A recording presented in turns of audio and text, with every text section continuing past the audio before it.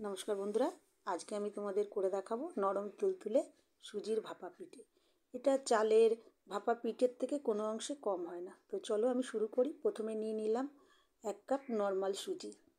তো সুজিটা আমি 1 কাপ নিলাম, তোমাদের যতটা লাগবে পরিমাণ ততটা নেবে। দিলাম 1 চিমটি মতন লবণ, আর দিলাম 1/2 কাপ মতন চিনি, আর এখানে দিয়ে দিলাম একটা 5 টাকা প্যাকেটের একটা গুঁড়ো দুধ।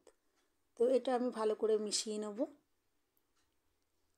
তো এই পিঠেটা খেতে অনেকই সুন্দর হয়, তোমরা অবশ্যই করে খেয়ে দেখবে। আর এখানে দিয়ে দিলাম 1 কাপ মতন দুধ, লিকুইড দুধ দিয়ে দিলাম। এটা গরম দুধও না, ঠান্ডা দুধ না, এটা নর্মাল দুধ আমি দিয়ে দিলাম। 1 কাপ দুধ দিয়ে ভালো করে সব জিনিসগুলো একবারে মেখে আমি এটা কিছুক্ষণ চাপা দিয়ে রেখে দেবো। তো আমি এটা আধ ঘন্টার মতন চাপা দিয়ে রেখে দিলাম। তো চলো বন্ধুরা, আধ ঘন্টা পরে আমি এটা চাপাটা খুলে, এটা একটু গাঢ় হয়ে গেছে, তার জন্য আমি এখানে একটু জল মিশিয়ে দিলাম। তো খুব পাতলা এটা করা যাবে না, একদম ঠিক এরকম রাখতে হবে তোমাদের, না পাতলা না গাঢ়, বেশ এরকম ঠিক মতনই রাখতে হবে। তারপরে দিয়ে দিলাম ইনো। তো তোমাদের যদি বেকিং পাউডার বা বেকিং সোডা থাকে তোমরা তা দিতে পারো। তো আমি এখানে ইনো দিলাম, ইনোতে খুব সুন্দরই ফুলবে।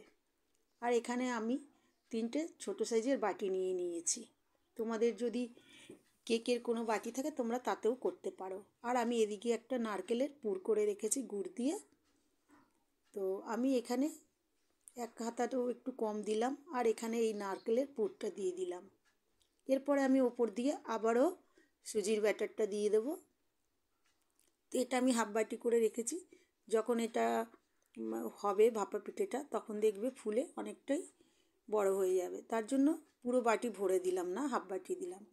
আর কিশমিশ দিয়ে আর কাজু দিয়ে আমি সাজিয়ে দিলাম। তো এইভাবে আমি এখানে 3টে বাটি করে নিয়েছি। আমার পরিমাণটা অনেক কম এখানে, তাই আমি এখানে 3টে বাটি নিয়েছি।